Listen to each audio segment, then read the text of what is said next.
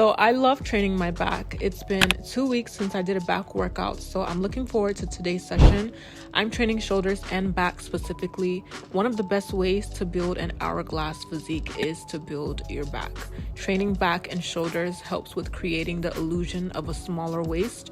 And if you combine that with glute training and just lower body training in general, you are going to have the perfect sculpt program, and that is what I'm following today. I'll link my app in my description box down below if you want to go ahead and try that out. I do have a free 7-day trial.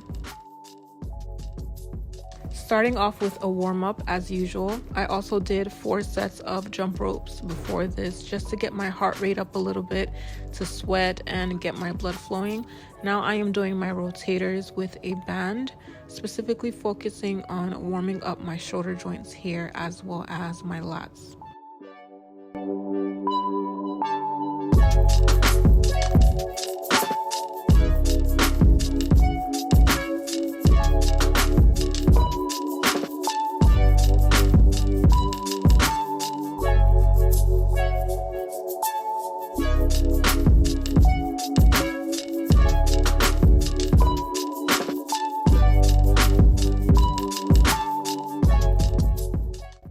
I'm moving on to my first official exercise of the day, which is a deadlift. I always start my workouts with the compound lift. Starting your workouts with the compound lift is what I would advise the most, because those are the exercises that engage multiple muscle groups simultaneously, making it very efficient for building strength and muscle mass. Also, it does require a lot more energy and focus to perform compound lifts, so doing them at the beginning when you're fresh ensures better form and performance. I started off with 60 kg, and I don't really do very heavy deadlifts anymore because it always compromises my form and strains my lower back. So my back will end up hurting for days at a time, and it is really not a great feeling because then it would affect how I would perform my other exercises during my days, like squats. It would be so painful to just go down on my squats. So this is just a tip. You do not need to lift heavy all the time. I find keeping my weights relatively in the middle helps me with my control and my form. An exercise to target my shoulders, I am doing a dumbbell seated Arnold press. So with the Arnold press, I try to move in a vertical plane. So I don't go out with the dumbbell. I try to keep it kind of like 45 degrees in front of me. If you're going to do this, I advise that you make sure that you keep your elbows in. Don't flare them out fully because you really want to make sure that you protect your shoulders. And I try to move up in a vertical plane so I don't go and put my dumbbells through the side whenever I'm lifting up, and then turn them in front of me whenever I'm lowering the weight. So I try to keep them in the same plane of motion.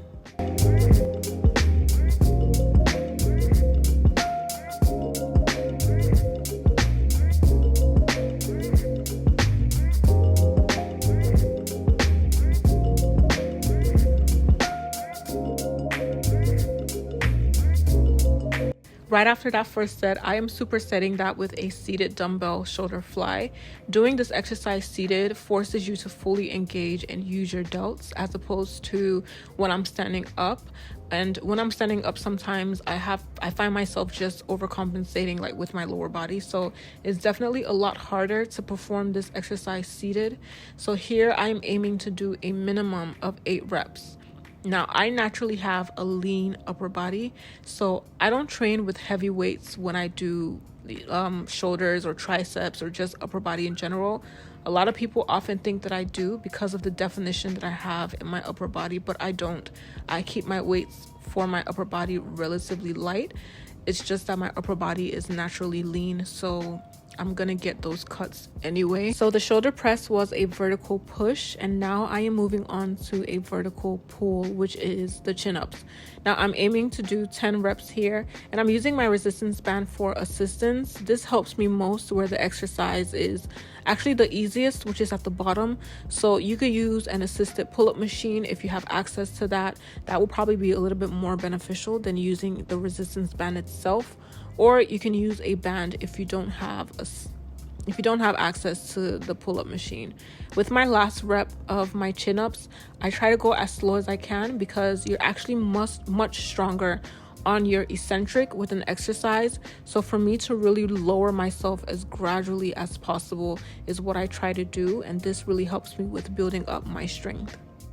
Next is a staple in all my back workouts, and that is the seated cable lat pull down. I am using a semi-narrow bar here to get the most out of this exercise. My tips are: 1, always make sure that you sit with your knees securely placed under the thigh pads and your feet flat on the floor. I notice most people sit with their legs wide out. They don't really pay attention to those key details, but that can make all the difference to your lifts because it can destabilize you. You'll get more control when your knees are under your pads securely. Next, grab your bar with an overhand grip and keep your back straight whilst leaning back slightly, allowing your chest to kind of rise or to be out, if that makes sense. And you want to pull the bar down towards your chest by engaging your lats and pulling your elbows down and back. So for me, I like to pause briefly at the bottom of the movement, squeezing my shoulder blades together and then slowly releasing the bar back to my starting position. Next, I'm moving on to a unilateral exercise, the single arm dumbbell row. I prefer doing this exercise standing up, like without the bench, but I do find myself having better control when I'm using the bench. Here, I'm bending my knees slightly and hinging forward at my hips, keeping my back straight and my chest out. I'm using my free hand to rest on the bench for support. This is also a very easy exercise to get wrong because most people think about just pulling the dumbbell off the ground, but this is a lat targeting exercise and you have to perform a rowing motion. So you're pulling the dumbbell towards your hip by retracting your shoulder blades and bending your elbow, keeping it close to your body.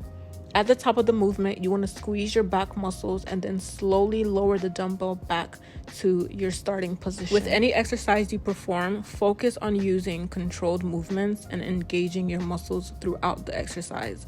So try to avoid using momentum or just excessively lifting and pulling the weights, and always adjust your weights to a level that will allow you to maintain proper form while still challenging your muscles. This is very important for growth. Don't forget to end your workout with a stretch to bring yourself back to that calm state.